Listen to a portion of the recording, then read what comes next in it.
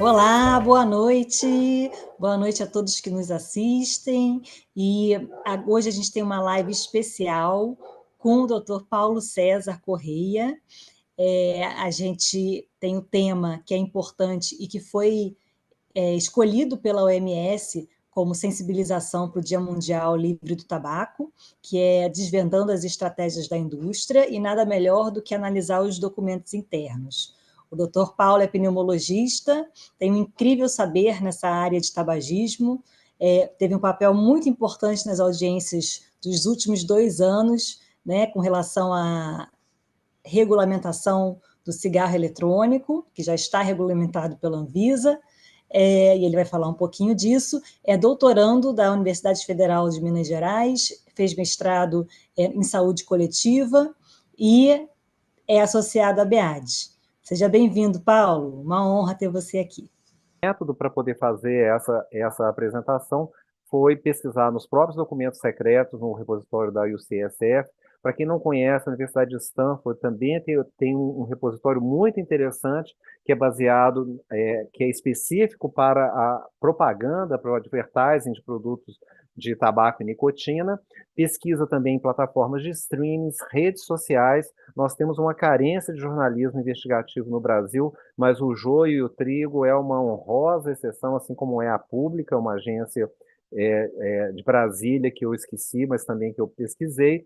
Né, eu tenho uma biblioteca pessoal construída ao longo de muitos anos, e o próprio site da Organização Mundial de Saúde, como a doutora Carolina Costa chamou a atenção, o tema desse ano tem a ver com desmascarar, né, as estratégias da indústria. E essa peça que vocês estão vendo é exatamente uma peça, né, o cigarro falando com o narguilé, com o dispositivo eletrônico, né, chamando eles de crianças, né? Ele está aqui há muito tempo, o cigarro, né? Então presta atenção como é que a gente deve fazer as coisas para recrutar jovens.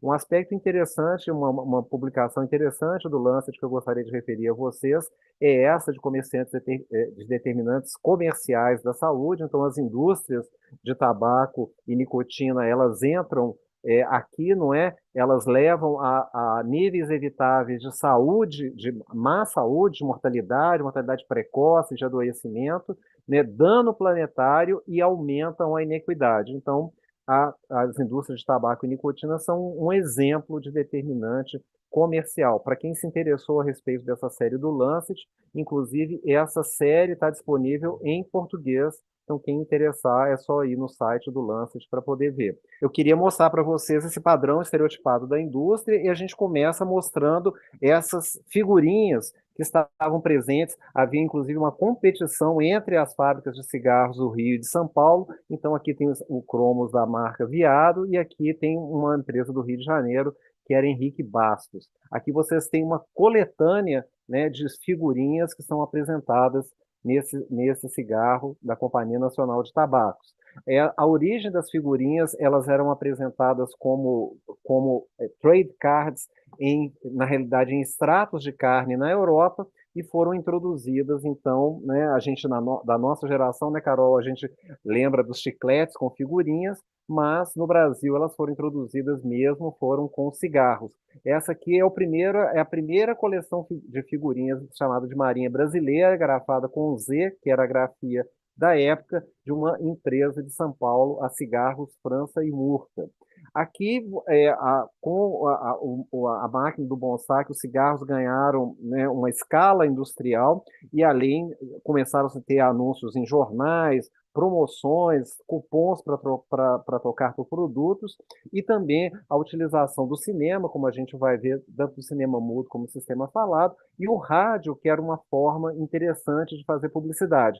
Eu consegui essa propaganda, que é do cigarro Viado, de 1940. Eles têm 2 marcas aqui, a Imoré e Monroe, que vocês vão ouvir agora. O Brasil só vai fumar cigarros marca Viado. Pica devagar, oi, pica devagar, que é chique eu quero rapaz. Mas que noivo camarada, que espera a namorada, 2 horas sempre em pé. Se o papai tem a janela, dá Viado na canela e vai fumando um aimoré. Hoje a minha mulherzinha foi fazer sua fezinha e o dinheiro não lhe dói. Logo mais eu vou brigar, vou as notas separar pra comprar o meu Monroy. O Brasil só vai fumar cigarros mascateados. Pita, pita devagar, oi, pita, pita devagar. E é chique o pé rapado, oi, pé rapado, pé rapado.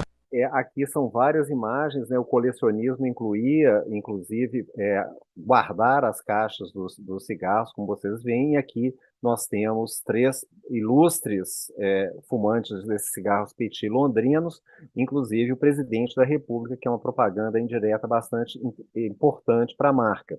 Isso aqui é tirado, na realidade, da revista Veja. Veja que o cinema, tanto mudo quanto o cinema já falado, glamorizava os cigarros, né? Isso aqui a Veja publicou há anos atrás, Borga, Charme na Tragada.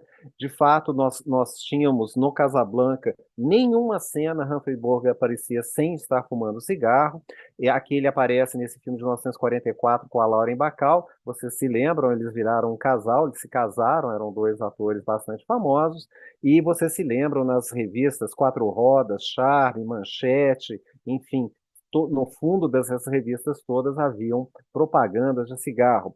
A normalização do tabagismo era tanta. Não, gente, os cigarros Pan não foram o primeiro cigarrinho de chocolate. Os primeiros cigarros de chocolate era da Lacta, isso é de 1934, e os cigarros Pan foram inventados apenas em 1952. O fumo era tão normalizado que tinham cigarros, né, nos aviões, e as propagandas da Hollywood na televisão, eles vendiam os discos, faziam Hollywood Rock, Free Jazz Festival e etc. Vocês não vão lembrar, mas na Copa de 82, vejam quem são os patrocinadores masters da Rede Globo. Oferecimento de Volkswagen. Quem confia no que produz garante mais. Volkswagen, 1 ano sem limite de quilometragem. Do seu fabricante de Coca-Cola, abra um sorriso. Coca-Cola dá mais vida. A torcida vibra com Hollywood. O sucesso na Copa. Topper, o novo símbolo nos esportes. A marca oficial da seleção brasileira. Hollywood, então, era o patrocinador oficial, era um dos patrocinadores massas da Copa do Mundo.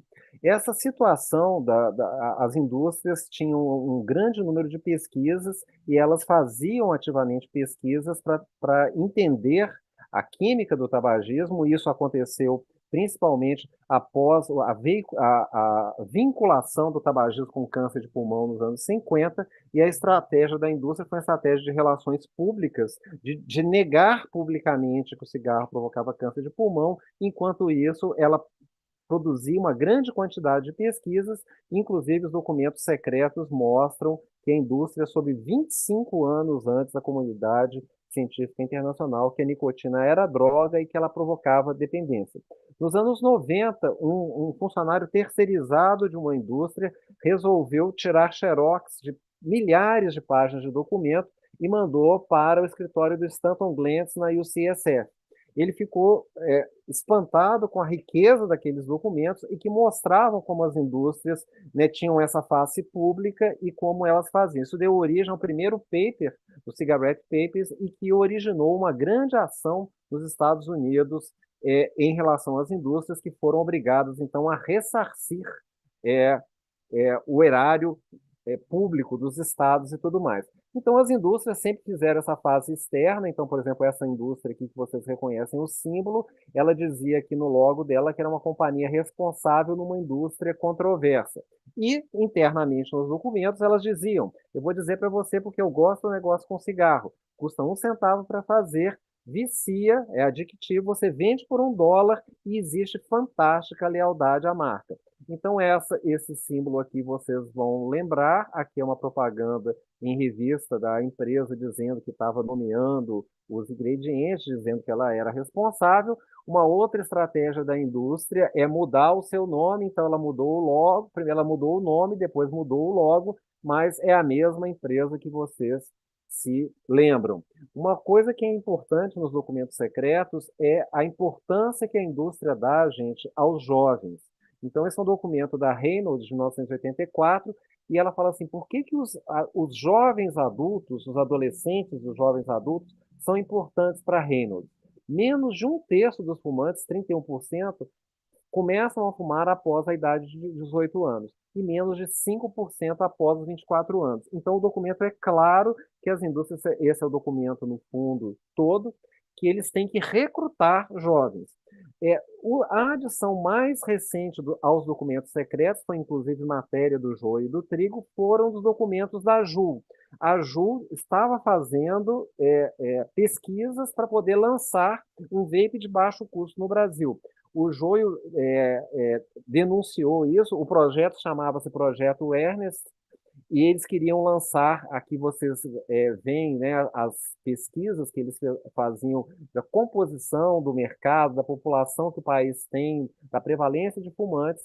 Então, eles tinham Brasil, México e Argentina como alvos, Brasil e México eram os alvos principais, e nos documentos fica claro, eles fizeram consultas a executivos que eram tanto da Philip Morris quanto da British American Tobacco Brasil, antiga Souza Cruz, e eles queriam aprender sobre o cenário regulatório no Brasil, inclusive nos documentos internos, a JUL era otimista e apostava na legalização para 2021 e projetava lucros bastante importantes já para 2023.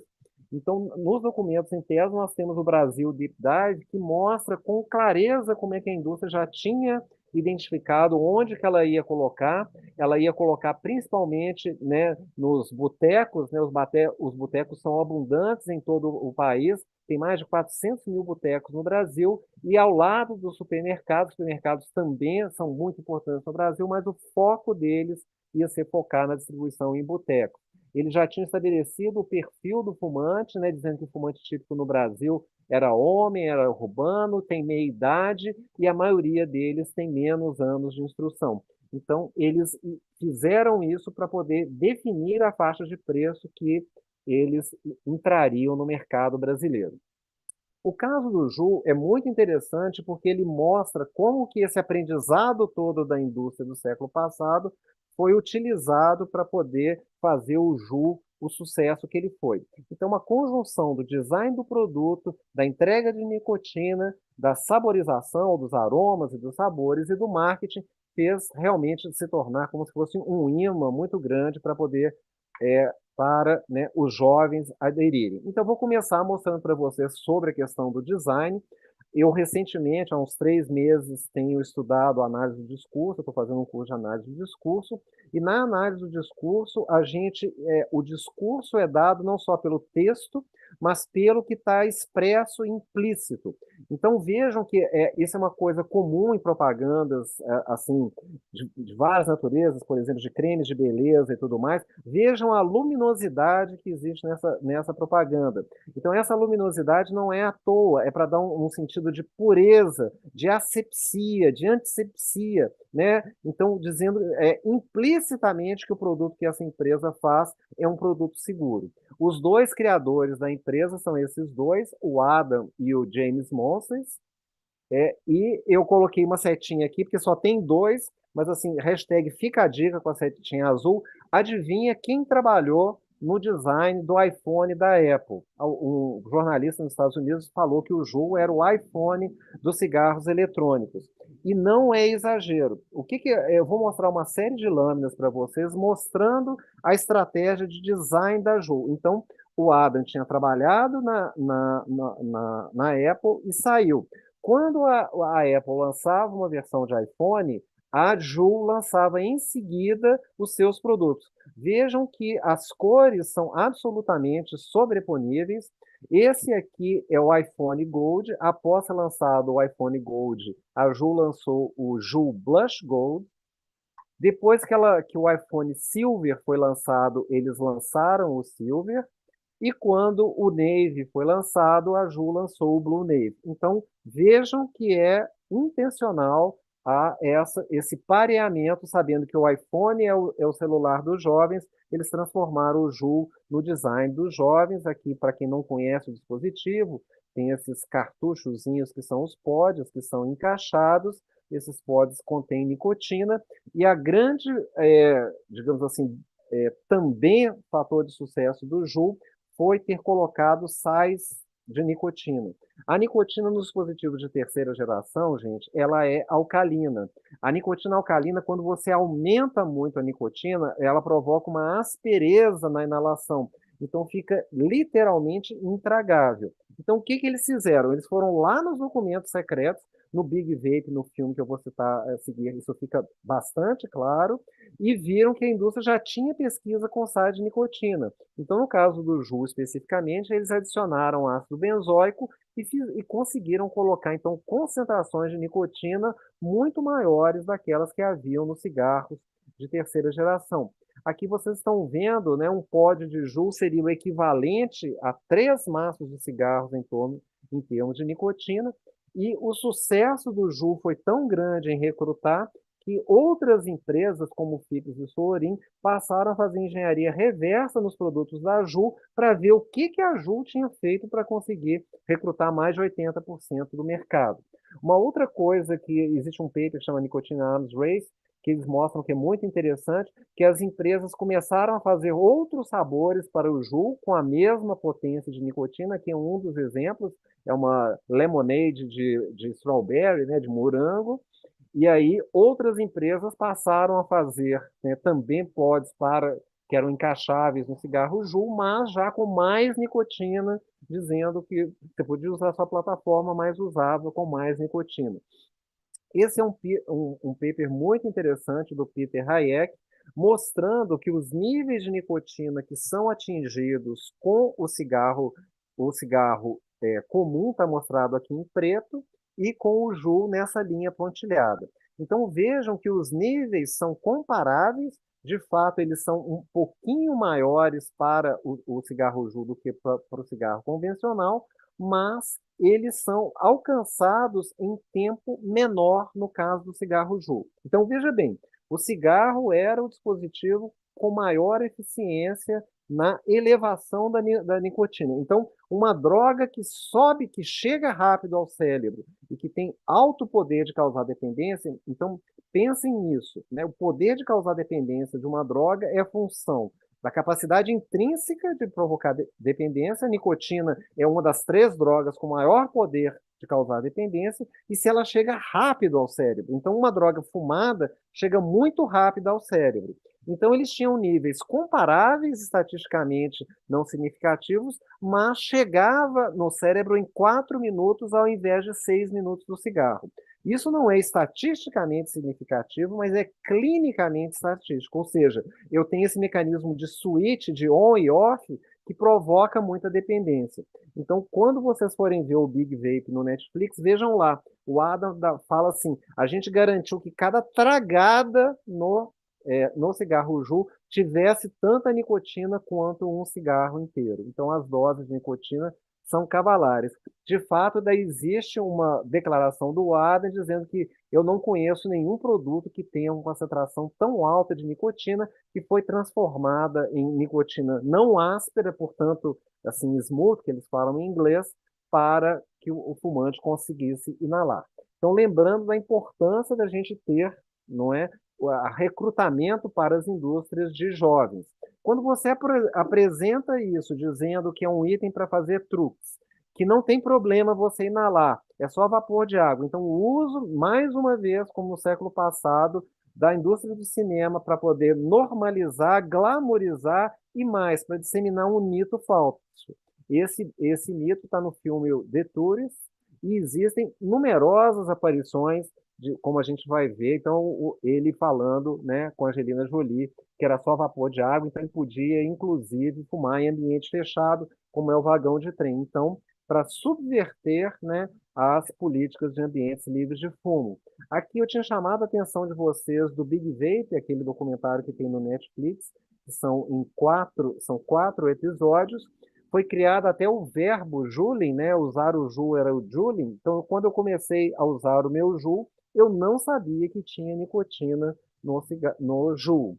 Eu vou mostrar para vocês uma propaganda dos Flintstones dos anos 60 do cigarro Winston. Okay, lunch is over. Now back to work.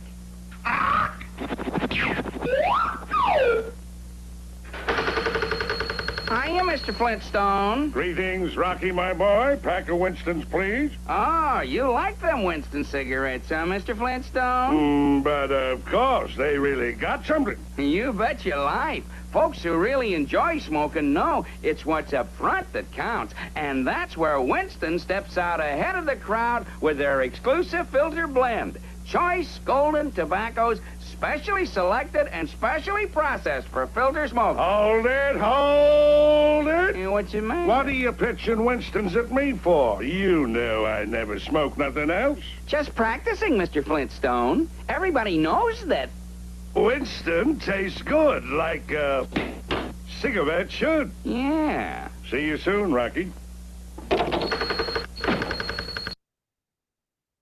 Só para ficar mais claro para vocês, o contexto aí nos anos 60, né, o Winston era o patrocinador, os Flintstones passavam na ABC nos Estados Unidos e os cigarros de filtro começaram a partir dos anos 50, principalmente da segunda metade dos anos 50. E os fumantes achavam os cigarros com filtro mais fracos. Então, eles fizeram a propaganda para dizer que os tabacos eram selecionados, etc., e que tinha muito sabor.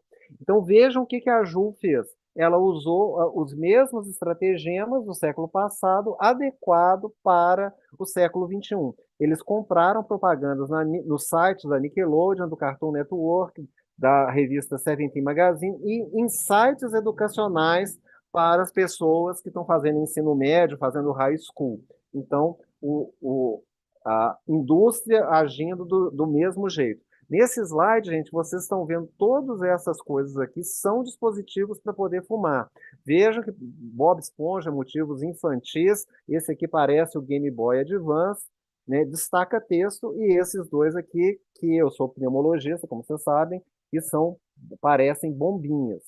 Aqui é para mostrar um outro documento secreto das indústrias, da Brown Williamson, aquela que agora é a Bet Brasil. Então, ele fala, por exemplo, de desenvolvimento de um sabor de cola, né? Outra coisa que ele chama atenção é como que a gente tem que passar uma imagem que o produto é saudável. Então, vejam lá ele falando, né? É um projeto de novos conceitos para cigarros para os jovens. As maçãs denotam assim, ser boas para a saúde e de frescor.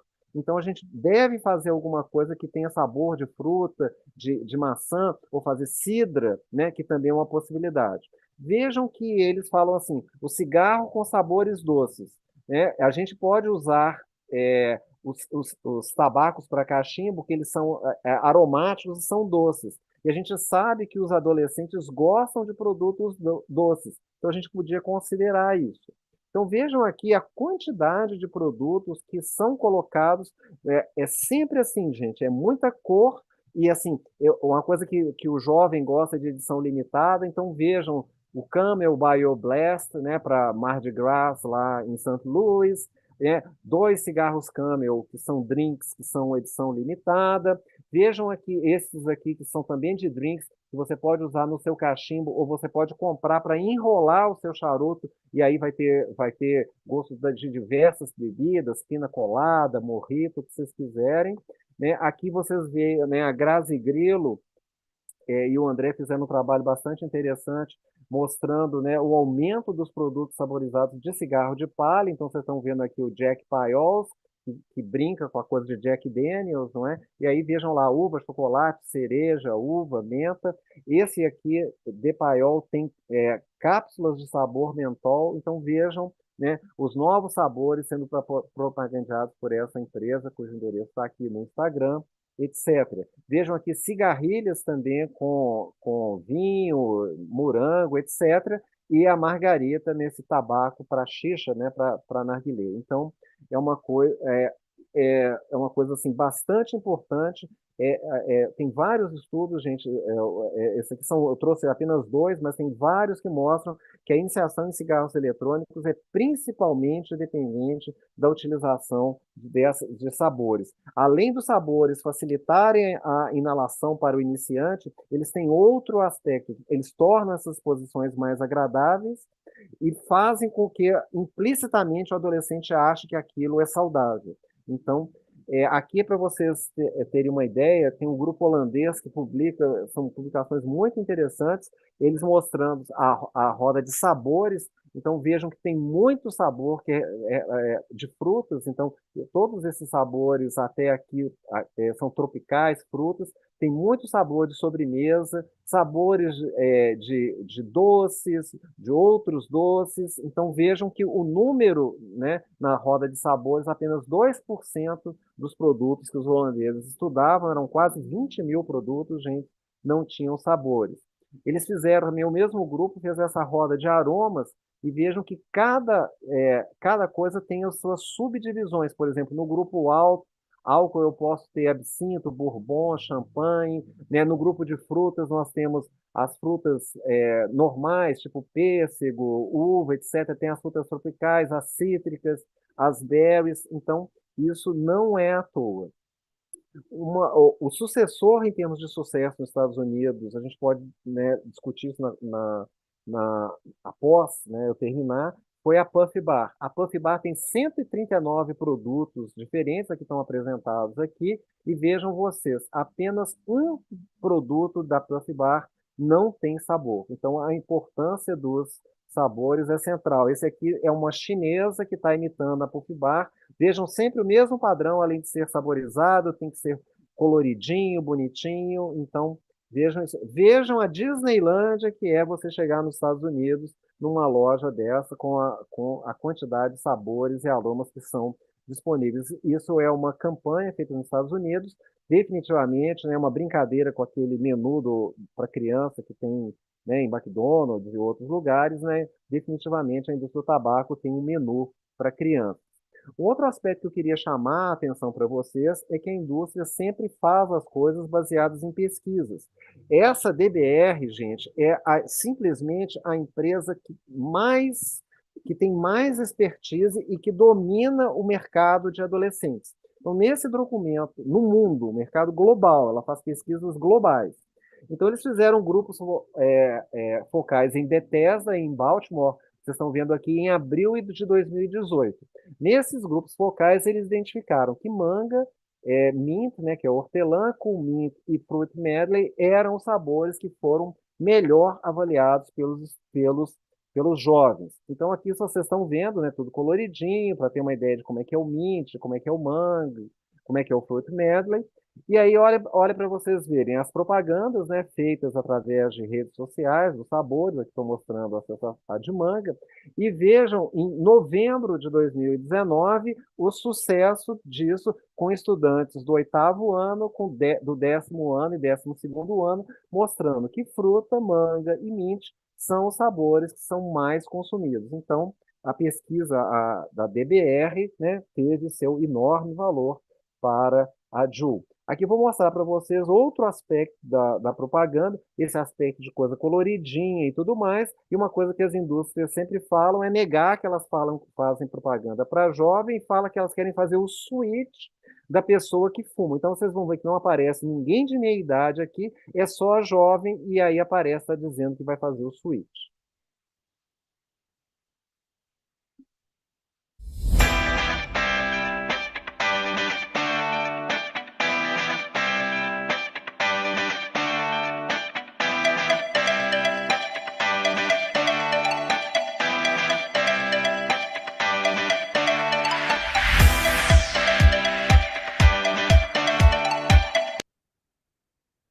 Nenhuma pessoa de meia idade. Então, isso, né, eles usaram todas as estratégias de propaganda, isso aqui são os outdoors, né, que nos Estados Unidos chama billboards, com jovens fumantes.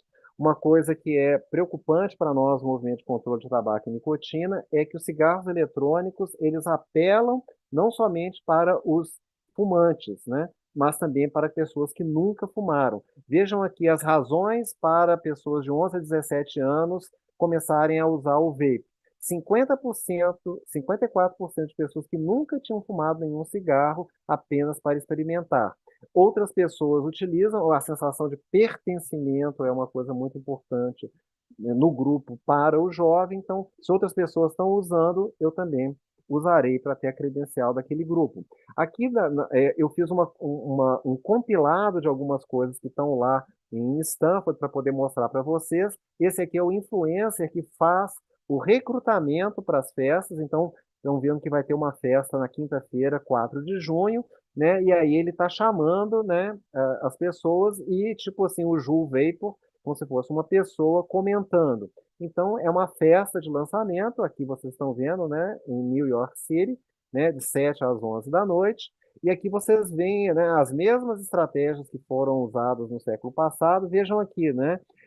Dá uma passada lá no nosso Vapor Lounge e, além de tudo, você ainda vai ganhar uma amostra grátis do Starter Kits. Então, a distribuição de amostra era uma coisa que na minha adolescência eu encontrava quando saía nos barzinhos aqui em BH. Então, patrocínios de festivais de cinema, como o Sundance, e aqui apresentações especiais de música em cinema com pessoas importantes. Aqui vocês estão vendo o pessoal do Black Eyed Peas, Nicolas Cage, Elijah Wood.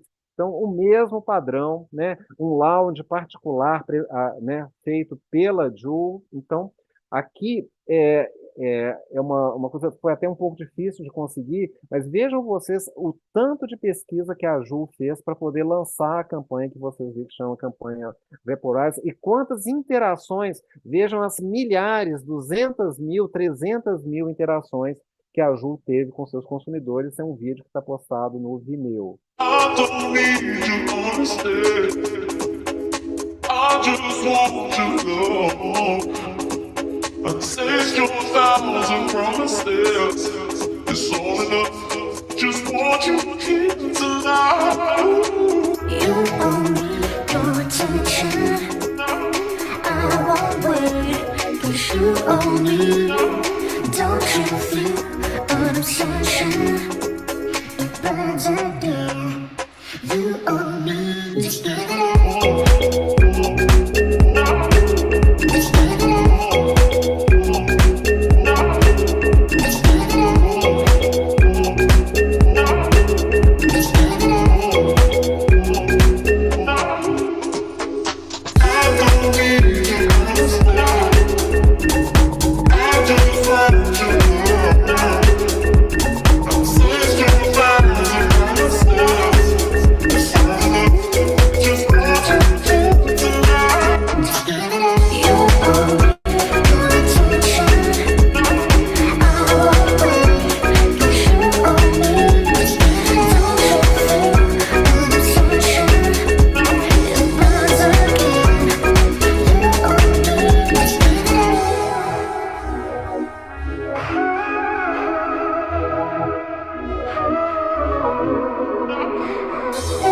me. Just give it Your attention.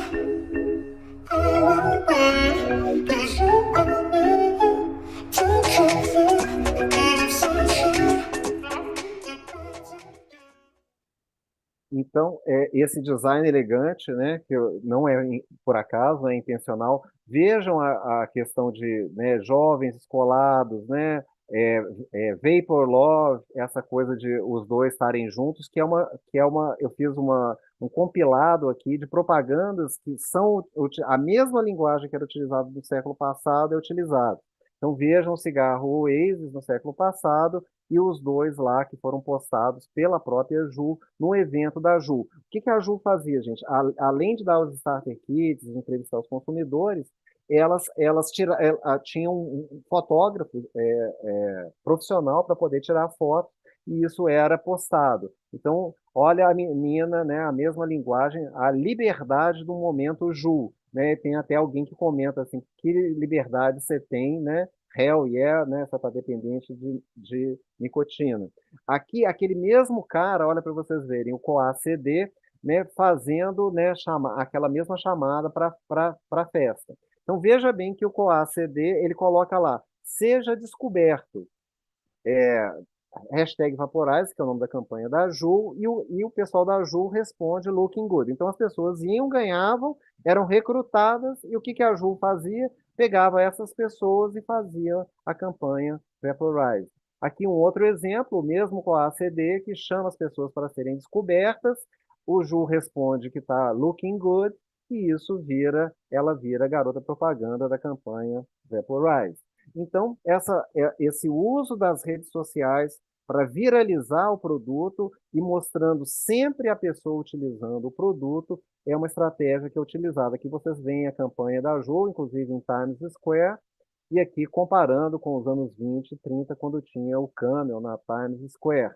A campanha Vaporize ela foi usada não só no Instagram, como no Facebook e Twitter, através dessas hashtags, e eles utilizaram esses dados que têm a ver com Big Data, então esse é um estudo feito, né, utilizando inteligência artificial. Eles deram várias possibilidades para poder medir o engajamento, os likes, os comentários das pessoas. Então tinha o produto sozinho, né, só o e-líquido, só o e-cigarrete, a embalagem do produto, a pessoa sozinha, a pessoa com o produto, e eles estudaram mais de 560 mil imagens, e eles viram que as imagens que tinham mais engajamento eram as imagens que mostravam a pessoa e o produto. Então, vocês vejam a utilização disso de forma prática na propaganda. Existem outros exemplos desse marketing mediado por influencers, como essa campanha, né, da Philip Morris usando influencers para fazer propaganda do iQOS. Isso foi denunciado por uma agência de jornalismo investigativo fora do Brasil, a Associated Press, e também a mesma utilização através da mesma estratégia utilizada também pela British American Tobacco. Então vejam lá, né, having way too much fun at the Juul Launch Party. Então você com a galera e todo mundo fumando cigarro Juul e tudo mais. Aqui é para mostrar para vocês os programas de influencer, que são uma característica. Vocês estão vendo aqui, é um desses documentos, desses muitos documentos secretos que estão na UCSF que eu olhei. Essa é especialmente importante para vocês que são meninas. Então vejam bem, né, eles tentaram recrutar a Katy Perry. Katy Perry, vocês lembram, é uma cantora que é jurada do American Idol e que fez I Kiss the Girl e outras músicas que fazem muito sucesso com as meninas. Não só é só as músicas que fazem sucesso, mas ela é um modelo para as meninas de mulher do século XXI, bem-sucedida, resolvida, etc. e tal. Ela namora um galã, né, que é o Orlando Bloom, então a coisa que Hollywood e as indústrias de cigarros adoram. Nos documentos secretos, está bem claro que a Katy Perry era um alvo muito grande, e eles conseguiram chegar na Katy Perry através do cabeleireiro dela. Então, eles não tinham conseguido chegar nela, eles deram amostras para o cabeleireiro passou o Juul, estimulou ela a fazer uso do Juul, e aí ela aparece em várias situações com Orlando Bloom usando. Outra coisa, o produto. Veja um programa também com a Miley Cyrus. Vocês lembram? A Miley Cyrus tinha na Disney ou na Nickelodeon um programa que chamava Hannah Montana. Então também ela é uma pessoa que as meninas olham. Então ela era uma das pessoas que eram utilizadas para poder fazer esse marketing. Vejam, né, a gente chama isso de Big Tobacco 101, né, que é pegar, né, artistas famosos. A Catherine Hegel fumou ao vivo no David Letterman. Vocês já viram o filme, então tem várias pessoas aqui. Aqui é para fazer um paralelo das propagandas, né, do cigarro Juul com as propagandas que eram utilizadas no século passado. Você sabe que a associação, quem fuma muito, bebe muito, e quem bebe muito, fuma muito, e quando você fuma, você elimina mais, quando você bebe, você elimina mais nicotina, porque a nicotina é uma base, e você acaba fumando mais.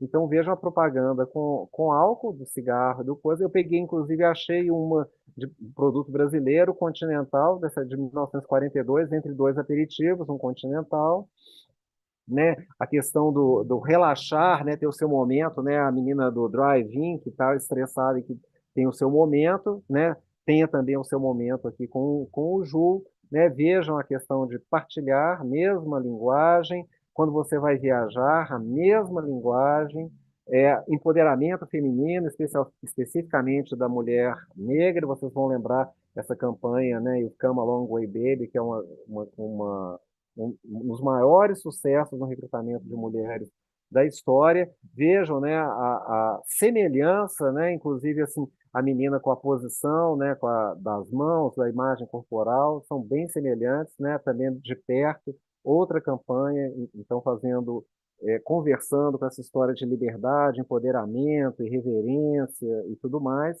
Vejam os tons, não é, bastante semelhantes, né? Isso aqui não é à toa. Casal fumando, lembra lá do casal que foi na festa do lançamento da Juul.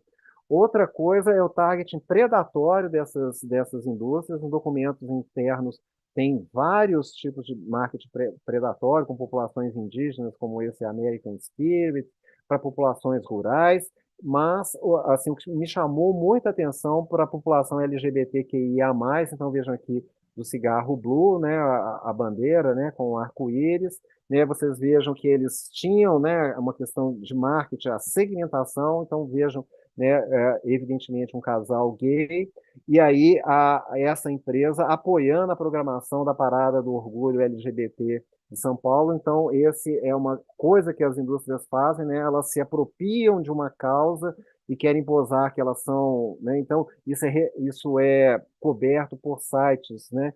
Que são voltados para o público pro LGBTQIA+, mas também em sites como esse, que é sites de recursos humanos, e dizer que é uma empresa socialmente responsável, vocês estão vendo aqui Mundo, RH, a empresa reforça políticas voltadas à inclusão e celebra a diversidade e inovação.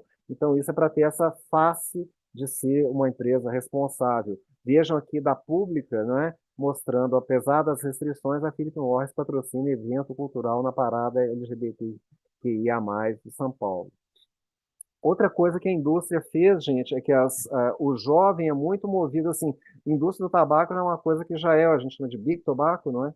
E a gente já é uma coisa que as pessoas já sabem que é do mal. Então, uma propaganda que a Ju Labs fez é para dizer que a gente não é big tobacco, nós somos uma companhia independente de vapor, né? Porque lembra que o discurso é vapor de água, e os meninos não sabiam que tinha nicotina, e a nossa missão é eliminar os cigarros. Então, ficam parecendo que eles são nobres. E vejam que até nas farmácias nos Estados Unidos, né, cigarros eletrônicos começaram a ser colocados ao lado do produto de reposição de nicotina. Então, esse marketing também é voltado de cigarros eletrônicos para poder parar de fumar. E por que você vai parar? Troca para o Blue ou faz o switch para o cigarro Juul. E o Juul, especificamente, gente, eles tinham no site deles uma coisa assim, refer an adult smoker, né? Então, assim, né, essa missão de eliminar coisas, né, como se fosse uma referência médica, né? Então, a nossa missão não é ter lucro, a missão deles, sim, é ter um lucro, assim, estratosférico, né? É melhorar a vida do 1 bilhão de fumantes adultos que existem no mundo. Então, eles nunca falam que fazem propaganda para criança, é para os fumantes adultos. Aqui é para mostrar que essa conversa fiada da indústria pega a maioria das tentativas, né, esse é um estudo publicado em abril de 2017, mostrando que a maioria das tentativas que são feitas sem assistência. E muitas tentativas são feitas, é bastante comum as pessoas fazerem tentativas de parar, entre aspas, se enganando e sendo enganadas pela indústria, trocando de produto, passando para cigarros eletrônicos. Também esse claim da Ju não é verdadeiro, vocês sabem, né, no próprio seriado Big Vape eles mostram, inclusive, existe uma grande repercussão interna com os funcionários que tinham comprado essa história que a Ju é boazinha e que ela está preocupada com 1 bilhão de fumantes que existem no mundo. Então, eles venderam 35% da empresa por 12,8 bilhões para a Altria, que é o nome internacional da Philip Morris. Então, essa propaganda também não se faz. Vejam o Big Vape, vocês vão ver lá como que os funcionários receberam mal. Outra coisa que eu queria mostrar para vocês é que vocês estão vendo aqui a alternativa para fumantes adultos, né? Alternativa para adultos fumantes, né? E as propagandas com a campanha Vaporize e tudo mais, não tem nada de adulto, né? E aqui eles também fazem, né, a evolução do tabagismo, finalmente uma alternativa satisfatória. Mas o cigarro não comunica com essa geração nova, né? Videogame é uma coisa que comunica com essa geração. Então, quando você fala que, né, que isso aqui não é uma coisa ultrapassada, você está falando que o Juul é uma coisa moderna, como o jovem está acostumado com a coisa moderna. Então, é uma coisa disfarçada, fingindo que está conversando com o público mais velho, mas na realidade está falando com o público mais novo. Aqui é para mostrar para vocês que o Big Tobacco é o dono do Big Vape, né? A Altria é a dona do Juul, o Vuse é o mesmo dono do Camel, a Philip Morris tem também o Mark Ten, e o Blue, né, é o mesmo dono da Newport. né? Então, a gente viu durante a aula que os fabricantes criam a demanda de uma forma muito eficaz e com todo aquele aprendizado, então, produto de design, entrega de nicotina, sabores e marketing. Aqui eu resumi isso em algumas fotos da campanha do Ju e como ele é, esse design elegante, não é à toa que o Adam era da Apple. E aqui mostrando, né, algumas lâminas da propaganda, né? Então, olha só, eu estou aqui há muito tempo, então aprendam comigo, né? Primeiro você tem que fazer as cores serem brilhantes, vibrantes. Depois você coloca sabores de frutinha, você coloca designs elegantes, fica parecendo gadget, né? Hoje em dia já tem cigarro eletrônico que você pode julgar a plataforma para você poder jogar joguinho. Por isso que a Carol chamou a atenção no início da apresentação, né? A Tobacco Exposure é a hashtag que a Organização Mundial de Saúde tem trabalhado ao longo do tempo, e aí ele, para o 31 de maio especificamente, eles falam novos produtos, as mesmas mentiras. A indústria continua se reinventando e a única razão disso é que eles querem fazer mais dinheiro. E, infelizmente, nós temos senadoras, essa aqui é a senadora Eletronic, fazendo o jogo da indústria, né? Vocês veem que ela não tem escrúpulo nenhum, ela se coloca, né, com um ex-senador que é um lobista conhecido de uma empresa de cigarros e um cara que é da própria indústria, então ela está fazendo reunião com essas pessoas e ela recebe convites e vai à visita de Japão Tobacco. A Soraya fez não um, mas dois projetos, um é o PL 5008 de 2023, que libera a comercialização e vai contra a resolução 855 da Anvisa, e ela não ficou satisfeita com isso, essa é uma característica da indústria, né, já que ela perdeu no campo regulatório da Anvisa, ela criou também uma nova estratégia que é sustar especificamente os efeitos da resolução 855 através desse projeto 263. Aqui eu quero fazer um agradecimento ao Luiz André Gomes, é um parceiraço, é uma pessoa super competente, ele é responsável pelo advocacy da CT Promoção de Saúde, e ele gentilmente me cedeu esse slide. Obrigado, Luiz. O Luiz faz um trabalho fantástico de advocacy no Congresso Nacional. Aqui é para mostrar para vocês, vocês podem consultar esses projetos, né, no Coisa do Senado, então aqui tem, né, a senadora Eletronic, que é do Podemos, etc. e tal.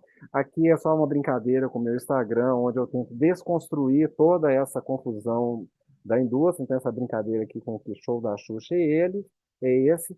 Chamar vocês para o Congresso Internacional da BEAD, a Carolina Costa vai estar lá, eu vou estar lá e outros palestrantes, mas chamando vocês especificamente para discutir a questão do tabagismo convencional, especialmente do tabagismo eletrônico. Eu deixo o meu muito obrigado e meu arroba aqui de contato. Muito obrigado a todos e todas.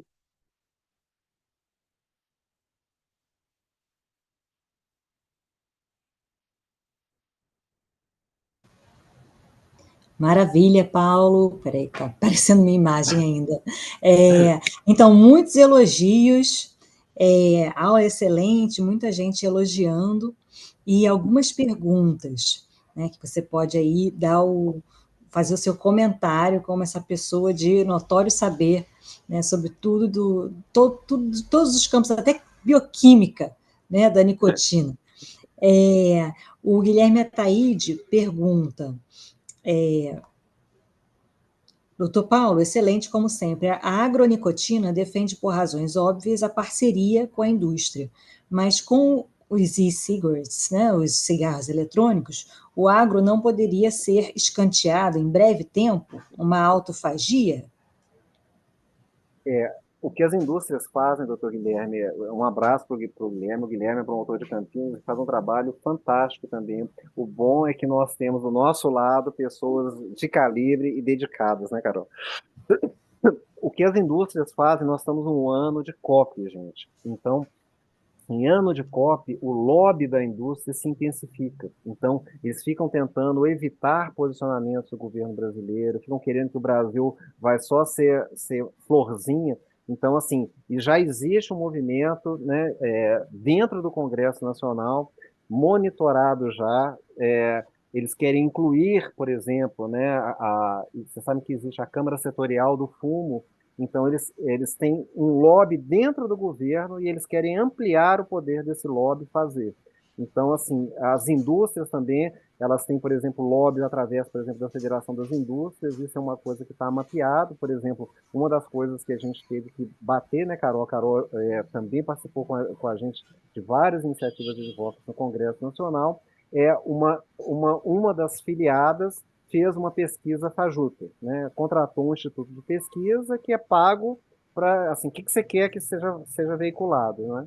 Então, realmente é extremamente preocupante e a gente tem que realmente, cada um de nós, né, potencializar, trabalharmos em várias frentes, a gente só consegue fazer controle do tabaco em várias frentes, né, e nós temos que estar assim, muito vigilantes e atuantes no Congresso, porque o lobby está realmente extremamente grande. Teve, inclusive, uma pesquisa que foi contratada para eles entenderem o posicionamento dos políticos, tanto do Senado quanto da Câmara dos Deputados, para facilitar eles de produzirem argumentos para chegarem em determinados políticos. Então, é muito importante esse alerta que o doutor Guilherme nos faz.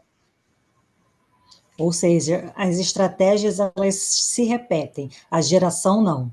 E a geração de agora não entende o quão grave foi, como dominava tudo, né, e não tinha ética, sabendo que matava, né, não, enfim, continuaram fazendo, pelo contrário, continuaram desinformando para que continuassem no mercado com todo o poder econômico que tem. Né? Outro que fez uma pergunta foi o Luiz Antônio da Silva. No aspecto judicial, todas estas estratégias da indústria da nicotina estão dentro da lei? São legais? Sempre o que a indústria faz é assim, quando é inevitável, ela vai tentando adiar a coisa o mais possível. Vocês viram que quando a resolução primeiro eles fizeram muita pressão quando a Anvisa estava regulando. Quando a Anvisa finalmente acabou a avaliação de impacto regulatório e falou, olha, não vai ter, eles vão para a outra parte do jogo, né? Eles arrumam um senador ou uma senadora para poder fazer isso. E vejam, por exemplo, a Anvisa quando foi pioneira em 2012, quando proibiu os aditivos. Então vejam que até hoje isso está no Supremo. E aí está 2-1 em termos de placar, 2 para proibir os aditivos e 1 para liberar, mas aí o fulano que vai dar o coisa pediu um tempo para poder estudar. Ora, gente, tudo isso tem que ser olhado com muita crítica, não é? A pessoa já teve tempo suficiente, já tem evidência suficiente para mostrar que os aditivos são a grande forma que a indústria tem de recrutar e fazerem essas primeiras exposições serem mais atrativas. Especificamente o mentol, por exemplo, é muito importante para o recrutamento da população negra. Então a gente pode também aprender com o exemplo dos outros. Vejam a resistência que tem nos Estados Unidos com o mentol. Já passaram 3 presidentes na Casa Branca e os 3 presidentes mantiveram o mentol. Então, existe muito poder político. Por exemplo, nos Estados Unidos, as campanhas são frequentemente financiadas pela indústria armamentista, pela própria indústria do tabaco. Então, a gente tem que ver que existe um contexto maior e a gente tem que saber ler esse contexto. Determinante comercial, né? Em detrimento da saúde pública. O Guilherme, novamente, que é um parceiro super importante, né, para a gente. Doutora Carolina e doutor Paulo, visando a proteção da alma do negócio, que são as crianças, qual a opinião dos mestres sobre a ampliação de mais espaços públicos livres de fumígenos? De exemplo, praças e parques, que é a especialidade do Guilherme, inclusive. Que ótima pergunta, agradeço, a pergunta é um comentário excelente. A gente tem que desnormalizar não apenas o consumo de tabaco ou nicotina, mas também desnormalizar a indústria. Então, o que nós estamos fazendo aqui hoje? Né? Então, a Carol me deu esse presente, né, que é para mostrar que é uma indústria que tem um padrão estereotipado. É uma indústria que sempre fez assim. Quer dizer, eu até tinha incluído algumas coisas que eu tirei, por exemplo. Nos anos 50, quando estabeleceu o vínculo com câncer de pulmão, os documentos secretos mostram o nosso problema é fazer uma campanha de relações públicas, é garantir para as pessoas que elas podem continuar fumantes. Né? A gente não morre, não. Não vai morrer disso. A gente fala que a gente vai patrocinar pesquisas, novas pesquisas e tudo mais, enquanto isso eu mantenho a população num estado de pré-contemplação coletiva em relação a cessar o tabagismo. Então é isso que as indústrias fazem. Então, o avanço das políticas de ambientes livres de fumo é muito importante, e as restrições de cigarros comuns valem também para os cigarros eletrônicos. Eles produzem várias substâncias, como óxido de propileno, que é cancerígeno. Então, assim, vale muito a pena a gente investir, porque já existe um aprendizado da nossa população, e a gente deve tornar isso mais saliente ainda para a população. E esse é um caminho muito importante, é uma avenida muito importante, que a gente, sem dúvida, deve explorar também. Maravilha. E o meu sonho, né, que é que mais serviços de saúde mental abracem, né, a Política Nacional de Controle do Tabagismo, principalmente com o ambiente livre do fumo, porque, apesar dos pesares, é muito impregnado a impressão de que o fumo acalma.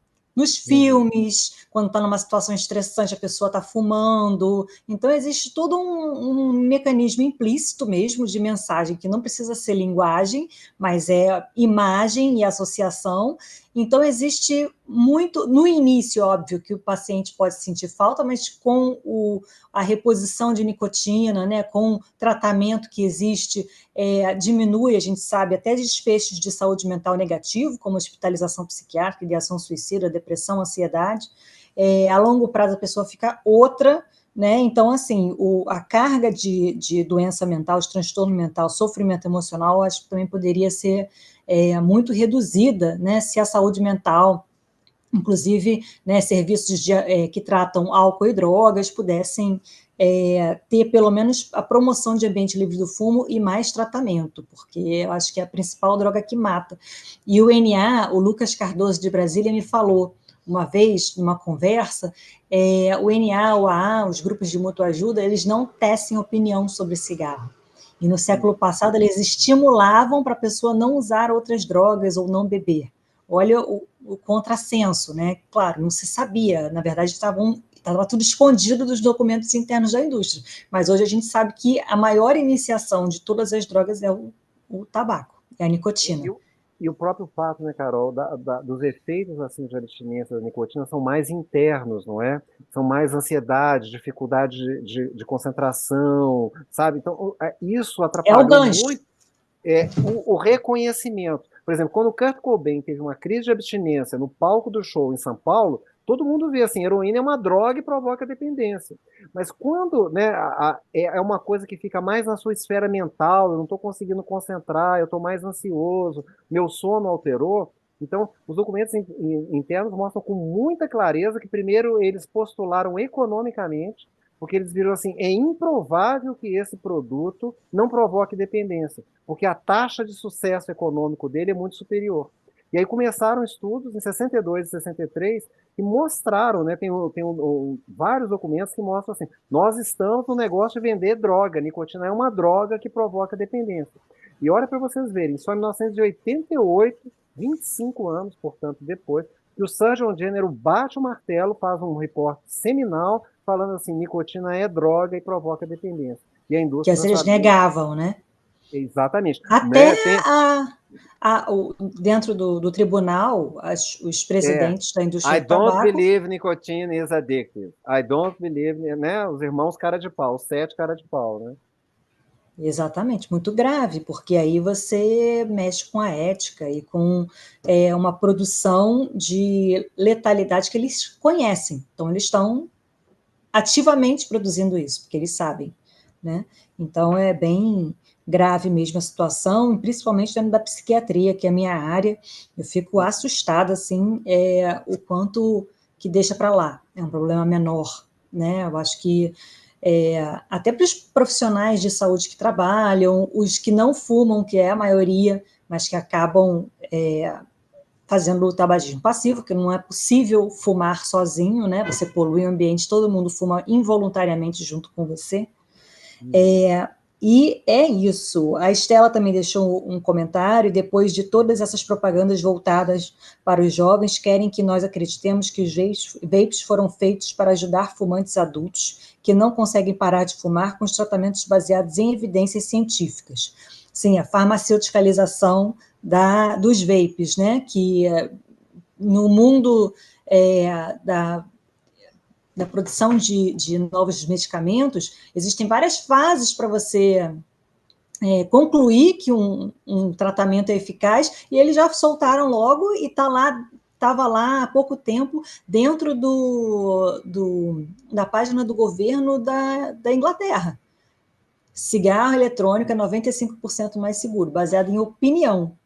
É realmente um poder muito grande e você não consegue, a não ser com muita teimosia e insistência, reduzir os danos, né, capazes de serem... Né, eu vi uma vez num podcast de divulgação científica falando, para cada pseudociência que se fala, você precisa de uma força muito maior para desfazer aquilo, que aí você já lançou a semente da dúvida, né? E aí para você convencer, e para você, não é bem assim, não é atrativo, né?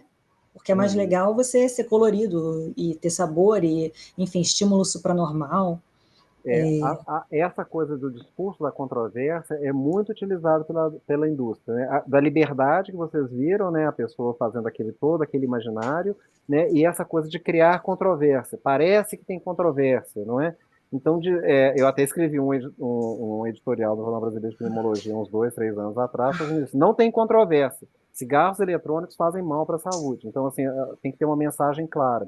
E tem um filme, né, You Don't Know Nicotine, né? Então a indústria é muito perversa e muito hábil em torcer as coisas, não é? Então ele fala assim, o problema não é a nicotina, o problema são as outras substâncias que acompanham a nicotina. Então você não conhece a nicotina. Então assim, esse filme foi patrocinado por uma fundação que é financiada por uma grande indústria que tem o Cubo lá na Europa, não é? Então assim, ou seja, semear a discórdia, a dúvida, para as pessoas semear... assim, pô, será? Uhum. Então, assim, essa situação é uma coisa que é repetida. Essa situação específica que a Carol falou, dos 95% mais seguros, é um absurdo, né? Foi um final de semana, eles pegaram um monte de gente, foi publicado, né, numa revista, eles não reviram nenhum tipo de literatura e eles entraram em acordo dizendo que era 95% mais seguro. E aí depois o próprio BMJ fez um grande serviço para mostrar os conflitos de interesse de todo mundo. Ricardo Polosa, gente, quando vocês verem paper do Ricardo Polosa, pode jogar no lixo, né? Ele é financiado pelas indústrias, pela Arbi e tudo mais, né? Infelizmente, o cara que fez a escala que todos nós usamos também fez uma firma de consultoria e faz consultoria para a BET, British American Tobacco, e para a Philip Morris. Então, assim, essa coisa de colocar, arregimentar nomes, que são nomes de peso, não é? É também uma estratégia que é utilizada. Então, na hora que esse paper saiu, ele teve uma repercussão muito grande, porque pelo menos, né, assim, o nome do Ferguson já era um nome que por si só já traz um peso muito grande para poder dizer. E até, como você bem colocou, né, Carol, até a comunidade se organizar, olhar essa rede de interesses e tudo mais, identificar, não é? Então, uma coisa que é interessante ao pesquisar nos documentos secretos é a gente vê como os documentos vão ficando mais cínicos, porque como as indústrias vão vendo que esses documentos, uma hora, eles podem ser pegos judicialmente por alguma coisa que acontecer, eles têm ficado mais cínicos. Então eles não falam claramente, né? Os próprios termos que são usados, então, quando a gente pesquisa, a gente deve pensar que a gente é o Voldemort, que a gente quer recrutar jovem, né, para poder fumar e ficar doente. Então, os termos são algo mais cínicos do que a gente usaria numa busca do PubMed, por exemplo.